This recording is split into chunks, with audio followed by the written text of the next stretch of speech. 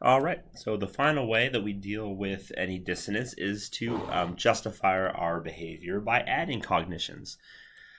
This is termed self-persuasion, where you convince yourself that what you did was right. So we do this after a lot of the decisions that we make, and some people are more prone to this than others. So, for example, I'm sure that a lot of you, when you got accepted to Gettysburg College, you also had other offers from other places as well to attend college. And then let's say you find two colleges, Gettysburg and somewhere else, that are just neck and neck. They both seem good for you. Which one are you going to go with? You pick Gettysburg. All right. The second you mail in that letter of intent saying that you're coming to Gettysburg, the second you do that, you start to feel a little bit of dissonance because you're just like, oh my gosh, did I make the right call? Should I have done that? Should I have, should I have gone to Gettysburg? I don't know. Should I go to this other place? You start to feel that. You guys may not be at this point, but sometime in your future, where you start buying, cars and you start buying houses, the second you drop a lot of money on something like that, a house or a car or whatever, you feel that dissonance. You're just like, oh my gosh, did I make the right call? Now, my wife is a perfect example of this. My wife, when we go to the grocery store, she will sit there and she will pick up two cans of green beans. One cost $1, the other cost $1.25. The $1.25 one is great. The dollar one is the same thing except for it has no salt added. And what she does is she sits there and debates and be just like, well, I can add my own salt, but it still doesn't taste right. But I want the salt. But is it worth 25 cents? Now I'm sitting here like, please, God, woman, just pick the damn green bean. I don't care which one. Like, here's a quarter. Pick the happy one. I don't care. But she's like, no, okay. She picks one. So great. We put it in the shopping cart. And then we're walking down the aisle, and she looks at me and goes like, I think I'm going to go back and get the other green bean. I'm just like, oh, come on. Like, everything is fine. Right? And that's an example. That's a silly example. But we do have that. That's called post-decision dissidence. All right? And the first study that really did this, the classic study, was by Brehm in 1956. And he did a study of post-decision dissonance, just like I described to you. All right. So in this study, what he did is he asked participants to rate a bunch of appliances on how much they are attractive. How much do you want this appliance? So you got to imagine in this case there was like a toaster oven, a vacuum cleaner, a blender, whatever other appliances were around in the 50s. And they all participants rated them. And then Brehm said, "Oh, guess what? For doing the study, we're going to have you take one of the appliances home." How fun would that be? Oh, great. Yes. If I was a participant, I'd be like, great. I get to take a prize home. That's outstanding. And what they did is, of the X appliances they rated, they were told that you get to take home only one, but you have a choice between these two. So you get to pick between these two, which one do you want to take home? And they just happened to pick the two that the participant rated the highest and the most attractive. So let's say, of my list of, 10 to 15 appliances, I rated a vacuum cleaner and a toaster oven as the most attractive to me. If I'm the participant, then Brehm would come to me and say, hey, for doing this study, great. You get an appliance. Which one do you want? Of all the appliances you rated, you get to pick one. It's either the vacuum or the toaster oven, the two that you liked the most. Awesome.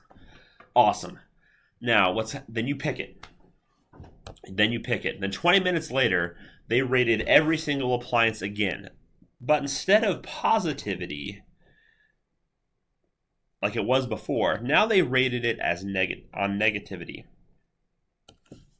And what they found is that the alternative, the one you did not pick, was rated more negatively. All right. Now, why do you think this is the case? So in my example, if I did this study and I had to choose between a vacuum and a toaster oven, I picked the vacuum. All of a sudden now, the toaster oven, the one I didn't pick, all of a sudden now that's not attractive anymore. And what happens is we convince ourselves that our answer was correct, and we say the vacuum's the best choice ever, and the toaster oven, that was bad. That's a bad appliance. But really, it's like because you just rated it really attractive a second ago. Oh yeah, but you know what? I thought about it more, and the toaster oven, it's too clunky. I don't have any room in my kitchen, so it's just negative. It's negative.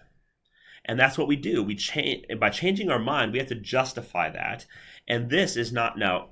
And this is when we add new cognitions. And I want to make it clear, we are adding cognitions here. We're not changing them. Changing them is what you saw on the previous study. Changing them is what you did with Festinger and Carlsmith. This is adding negative components to it. If it were changing cognitions, then Brehm would have asked people to rate how positive all the appliances are again. But instead, Brehm rated them on negativity. And you may say positivity is just the opposite side of the coin of negativity. And sure, you can say that, but in all reality, it's not that simple. And this is adding a new cognition. Because what's happening now is the second choice, the alternative, the thing that did not get picked, that is now negative. And that's how we justify this, by adding new cognitions. So there's no more post-decision dissonance, because you've convinced yourself that the second choice, the one you didn't pick, is a piece of crap, when in reality, you would have been very happy if it was given to you.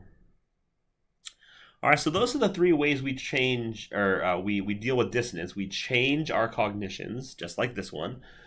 We add cognitions, just like this one. We change our cognitions, just like the Festinger and Carlsmith study. Or what we do is we change our behavior, like the Dickerson study that we read with the swimmers and the showering. All right. Now, one last thing I want to say about dissonance is about cultural differences. And research has shown that culture does not predict dissonance occurring. Dissonance, that feeling you feel, that occurs all over the world. So they were able to replicate and do very similar, like Festinger, Carlsmith type of procedures in different countries, and they have found that these participants still feel bad. Where the cultural differences occur is in reducing their dissonance. So everyone experiences it, but it's actually easier to reduce it in independent cultures.